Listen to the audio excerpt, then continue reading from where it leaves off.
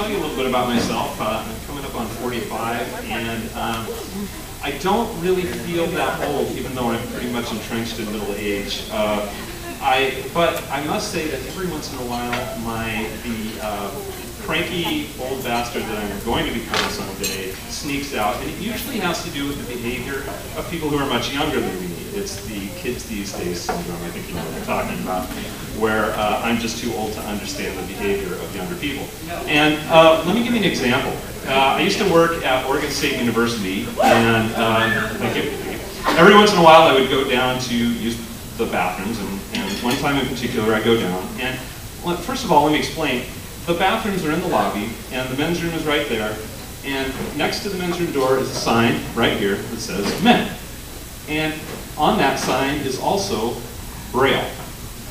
Okay, so, because fuck the blind, right? I mean, if you're going to burden society with your disability, you better damn well be at least 6 feet tall, right?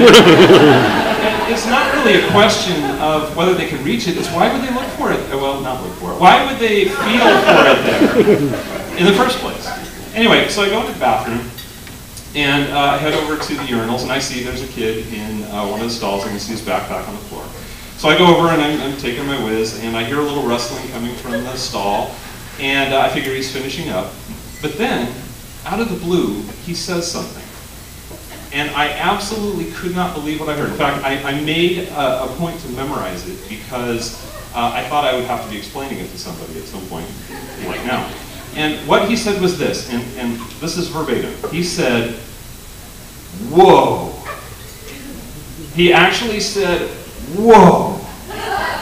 Now, I don't know what came out of this kid's ass that was either so impressive or so terrifying that he had to cry out in the middle of a public restroom.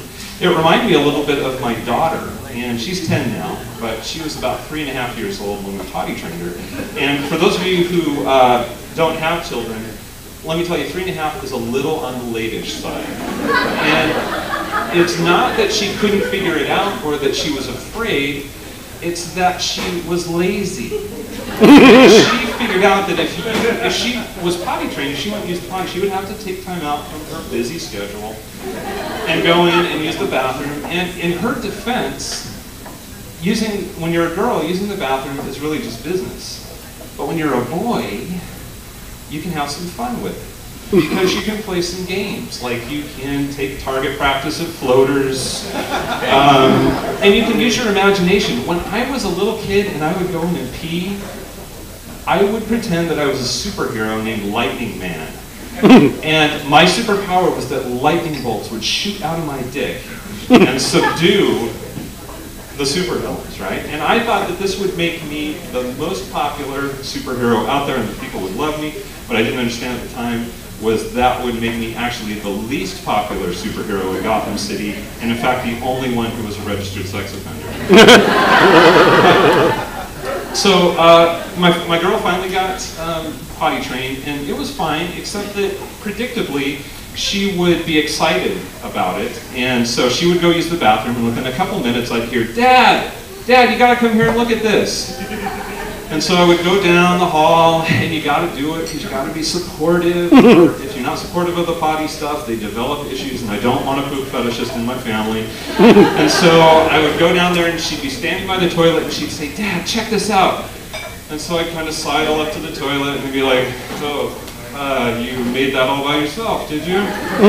And she would want to take pictures of it, and hang the pictures on the refrigerator, and send it to Grandma. And which was fine because she was a little girl and she was a kid, and they get excited about new stuff. I told that story to one of my students. I teach classes down at Chemeketa Community College, and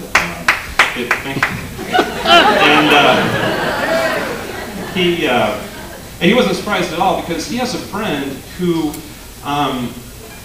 would take pictures of, just for fun, he would take pictures of his more picturesque poops with his camera phone and then text them around to all of his friends. Apparently his greatest achievement was a question mark. So, that's another kids these days things I don't understand. But anyway, so back to the bathroom, the guy says, whoa, and I still, to this day, I do not understand what the big deal was. I got out of there in a hurry. I didn't want to know. That seemed like danger to me. And, I mean, like I say, I don't know. I mean, maybe he was blind.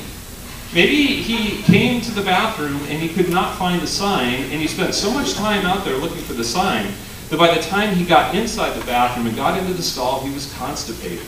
And by the time that he actually had his bowel movement, there was so much material in there that the action of it leaving his body actually changed the physical properties of his body, releasing the pressure on his optical nerves. The scales fell from his eyes and he could see. And the first thing he saw was what he left behind in the toilet.